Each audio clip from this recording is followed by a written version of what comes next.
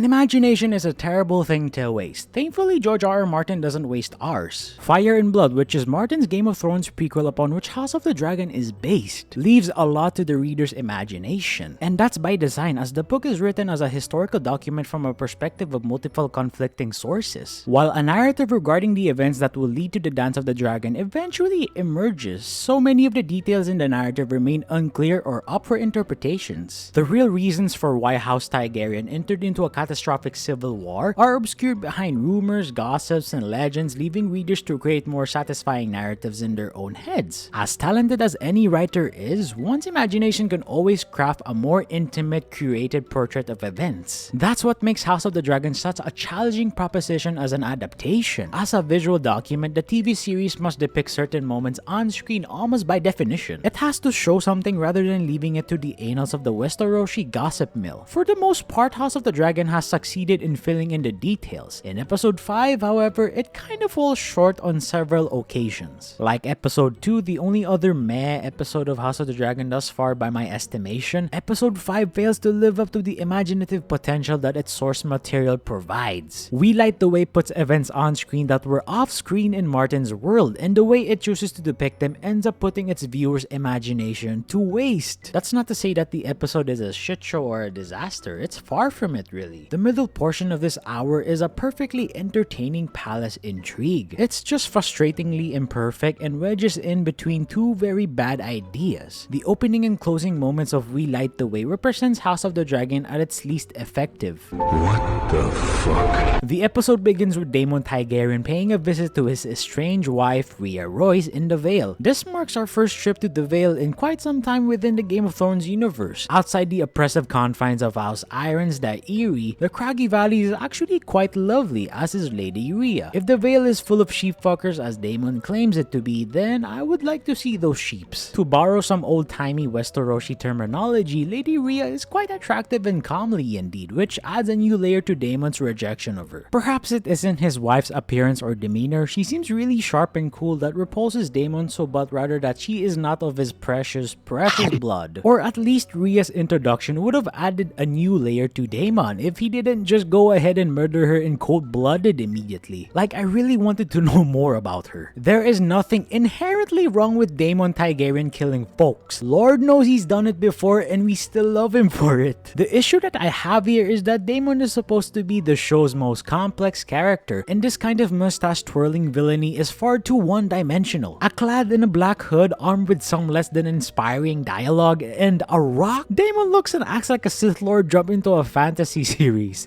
Now you will experience the full power of the dark side.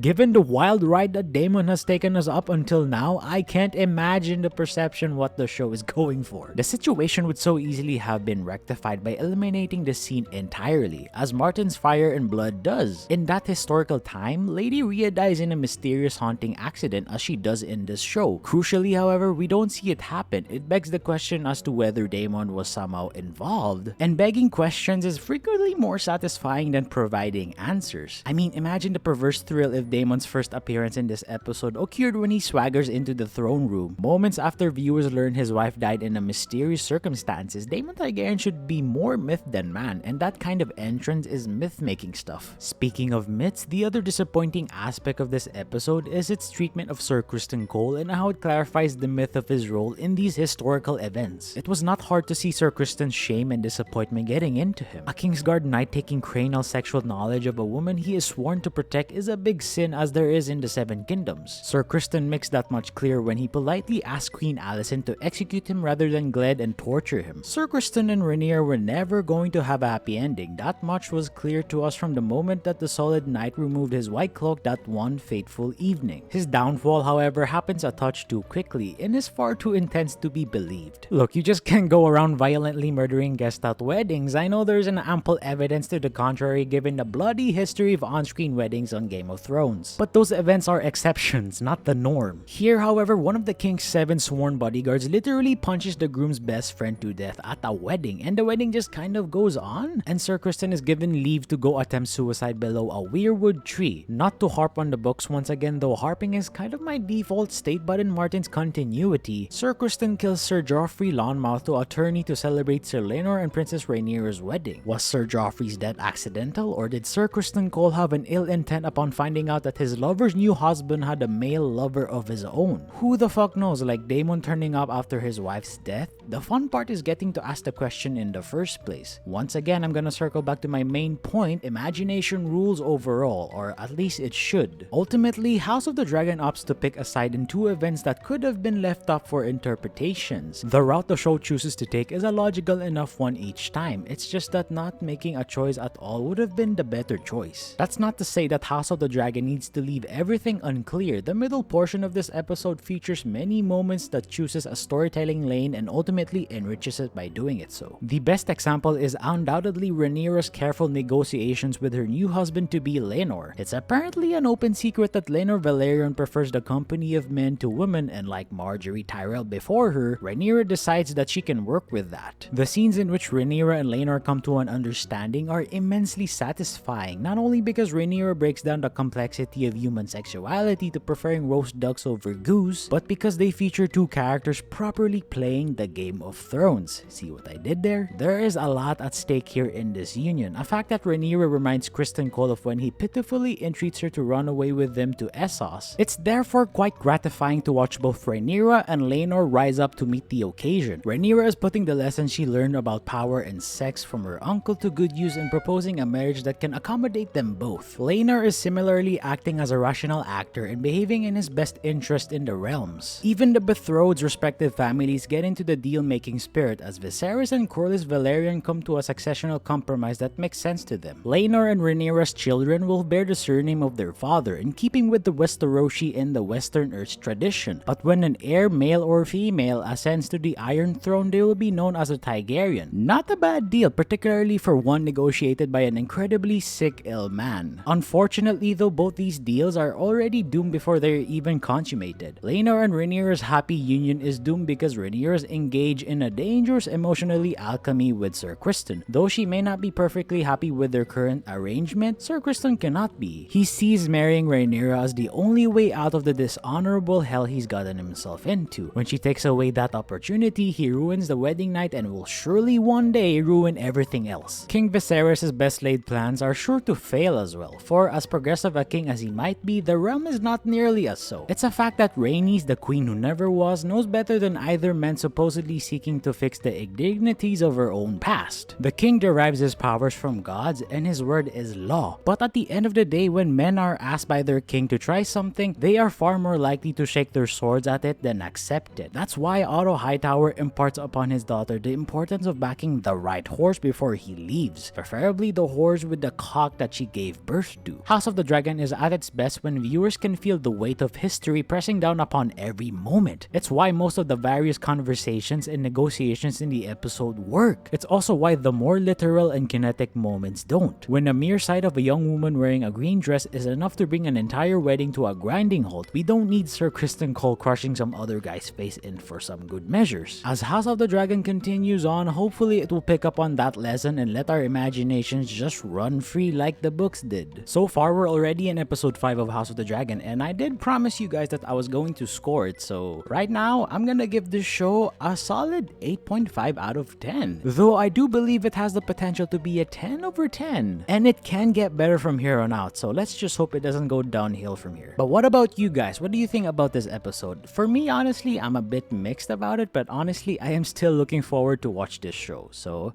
I guess that's a good thing. So I'll see you soon on the next video, and I hope you guys enjoyed this video. If you guys can like and subscribe to my channel, I would much appreciate that. So stay safe, and I love you all.